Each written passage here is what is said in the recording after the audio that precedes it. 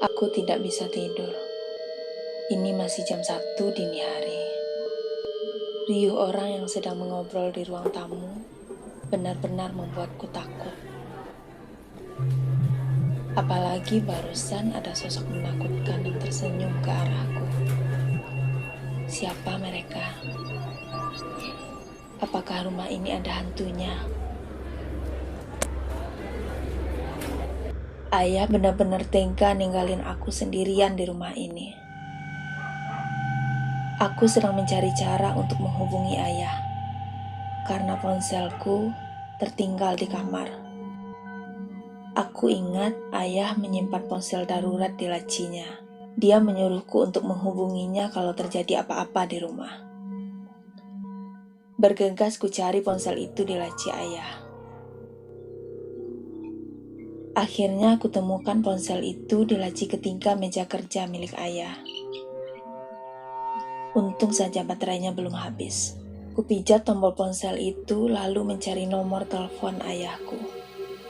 Saat itu juga ada seseorang yang kembali mengetuk pintu kamar.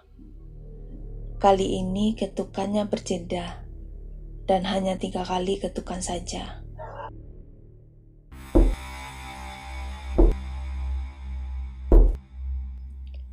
Tanganku bergetar, sehingga nomor telepon ayah sangat susah sekali ditemukan. Akhirnya aku berhasil menemukan nomor ayah. Langsung ku telepon. Sialnya nomor itu malah tidak aktif. Aku berdecak kesal lalu kembali ke tempat tidur. Ponsel itu masih di genggamanku. Sebelum aku bersembunyi di balik selimut, mataku menangkap sebuah surat di bawah pintu. Surat itu berwarna biru dan tampak mencurigakan. Karena penasaran, ku ambil surat itu lalu membacanya. Aku di bawah, tolong aku. Hanya itu yang tertulis di dalam surat. Tidak ada nama pengirimnya di bagian bawah. Siapa malam-malam begini yang minta tolong? Aku juga tidak paham maksudnya di bawah itu di mana. Setahuku, rumah ini tidak mempunyai ruang bawah tanah. Sebelum kulipat surat itu, muncullah surat lainnya dari bawah pintu. Seperti ada yang menyodorkannya. Segera kubuka surat tersebut. Dan lagi-lagi isinya hanya 1 kalimat saja, tanpa ada nama pengirimnya. Pesan itu berbeda dari surat sebelumnya. Aku ada di ruang bawah tanah. Cepat ke sini. Ayahmu juga ada di sini. Apa? Ayahku juga ada di sana. Tanpa pikir panjang lagi, kubuka pintu. Untungnya, orang-orang asing tadi sudah menghilang entah kemana. Tapi banyak surat yang tergeletak di lantai. Surat-surat tersusun rapi mengarah ke dapur seperti membuat petunjuk jalan.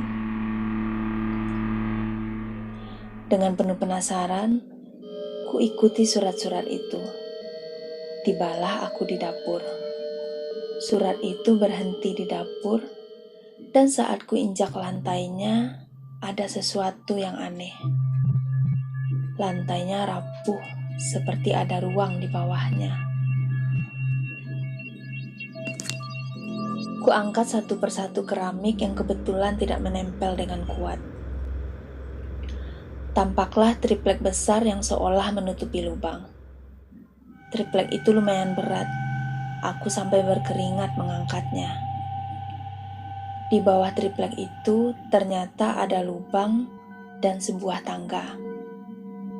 Tidak salah lagi, rumah ini memang punya ruang bawah tanah. Aku ragu antara turun atau tidak. Lalu ponsel berdering. Aku senang karena akhirnya ayah yang menelponku. Buru-buru ku angkat telepon dari ayah. Untuk beberapa saat terdengar bunyi putus-putus di seberang telepon. Setelah berhasil tersambung, aku langsung mencerocos pada ayah. Ayah di mana? Rumah kita ada hantunya ya. Aku takut. Di dapur juga ada ruang bawah tanah. Jessie, tolong ayah. Ayah ada di ruang bawah tanah. Kamu turun sekarang ke sana ya. Apa? Kenapa ayah bisa ada di situ? Oke. Ayah jangan khawatir. Jessie turun sekarang juga.